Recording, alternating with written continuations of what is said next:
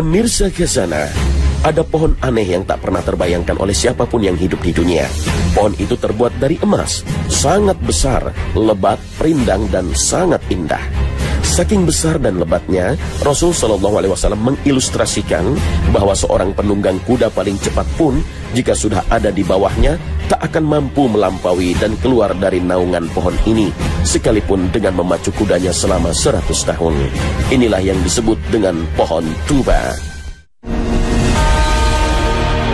Saat ini kita tak bisa melihat pohon yang menakjubkan ini, karena memang tidak kita dapatkan di muka bumi. Rasul SAW menginformasikan bahwa pohon tuba hanya tumbuh di surga. Dari pohon inilah pakaian para penduduk surga dibuat. Kabar baiknya, pohon ini diperuntukkan bagi kita, umat Nabi Muhammad SAW. Namun dengan catatan, mereka yang mendapatkannya adalah orang yang senantiasa memperbaiki dirinya, sibuk dengan aib dirinya daripada mengurusi aib orang lain, dan orang-orang yang banyak beristighfar. Imam Ibnu Katsir menduga pohon ini boleh jadi adalah pohon khuldi, pohon terlarang bagi Nabi Adam alaihissalam saat masih tinggal di surga. Dan karena melanggar larangan dengan memakan buah pohon ini, Nabi Adam alaihissalam terusir dari surga. Jika benar dugaan ini, apakah berarti pohon ini kelak juga terlarang bagi para penghuni surga? Kita tidak tahu pasti apakah pohon khuldi masih ada ataukah tidak. Namun yang pasti, peristiwa yang dialami Nabi Adam tidak akan berulang, sehingga tidak ada istilah jika besok di surga manusia mendekati pohon larangan, maka dia akan diusir ke dunia. Karena pada prinsipnya tidak ada orang yang masuk surga kemudian dikeluarkan lagi, karena janji Allah Subhanahu wa ta'ala. Sesungguhnya orang-orang yang bertakwa itu berada dalam surga, taman-taman, dan di dekat mata air yang mengalir. Dikatakan kepada mereka, masuklah ke dalamnya dengan sejahtera lagi aman. Dan kami lenyapkan segala rasa dendam yang berada dalam hati mereka.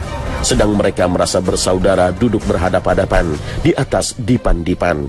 Mereka tidak merasa lelah di dalamnya, dan mereka sekali-kali tidak akan dikeluarkan dari surga. Al-Quran, Surah Al-Hijr, ayat 45 hingga 48. Di samping itu, Allah juga menjanjikan penduduk surga akan diberi keistimewaan mendapatkan apapun yang mereka inginkan. Di surga, kalian mendapatkan apapun yang diinginkan jiwa kalian, dan kalian mendapatkan apa yang kalian minta sebagai balasan dari Zat yang Maha Pengampun lagi Maha Penyayang. Al-Quran Surah Fussilat ayat 31 hingga 32. Memang tidak ada urgensinya apakah pohon tuba itu memang pohon khuldi atau pohon tersendiri dengan keindahan tiada tara. Yang terpenting adalah orang yang dijanjikan Allah masuk surga dari umat Muhammad SAW akan mendapati pohon tuba yang amat sangat indah ini dan pasti akan menikmatinya. Masih ada pohon lain yang sangat aneh yang akan ditemui sebagian manusia. Pohon yang disebut Al-Quran dengan pohon terlaknat. Seperti apa? Nah pemirsa, jangan kemana-mana. Khazanah akan segera kembali sesaat lagi.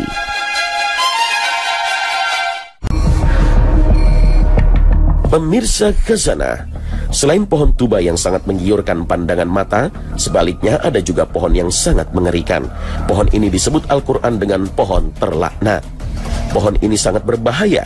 Sebuah sumber menyebutkan setitik saja dari pohon ini jatuh ke bumi, maka akan merusak seluruh kehidupan umat manusia.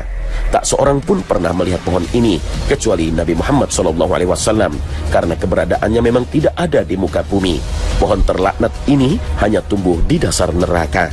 Inilah pohon yang dikenal dengan nama pohon Zakkum. Nabi sendiri baru melihatnya satu kali ketika melakukan mi'raj ke langit bersama malaikat Jibril. Dari sinilah sebutan pohon terlaknat muncul, karena Allah berfirman, dan kami tidak memperlihatkan mimpi yang telah kami perlihatkan kepadamu, melainkan sebagai ujian bagi manusia, dan begitu pula pohon yang terkutuk dalam Al-Quran. Al-Quran Surah Al-Isra ayat 60. Ketika Nabi mengabarkan tentang pohon Zakkum yang terkutuk atau terlaknat ini pada kaum Quraisy, mereka langsung menuding Nabi sebagai pembohong. Bukankah neraka itu api? Jika pohon tidak bisa tumbuh di tanah tandus, mana mungkin bisa tumbuh di dalam api? Abu Jahal, salah satu orang yang paling membenci Nabi, menggunakan kosakata zakum ini untuk memperolok Nabi dan menghina Nabi SAW. Bahkan bersama teman-temannya, Abu Jahal menciptakan kuliner baru berupa kurma yang dioles mentega dan dinamai dengan kue zakum. Teman-teman Abu Jahal bahkan menghina Nabi dengan makanan karya Abu Jahal ini. Sambil membawa kue zakum, dia sesumbar, apakah dengan jenis makanan seperti ini Muhammad menakut-nakuti kita tentang akhirat?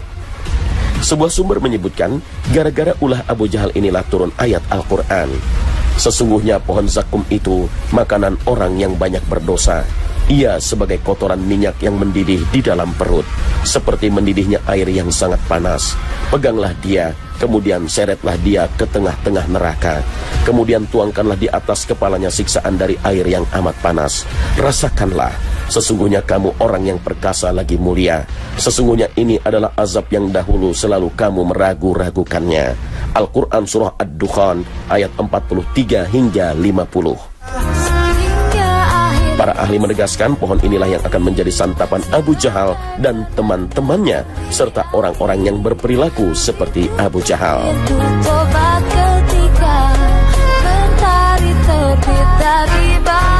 Nah pemirsa, sampai di sini akhir perjumpaan kita.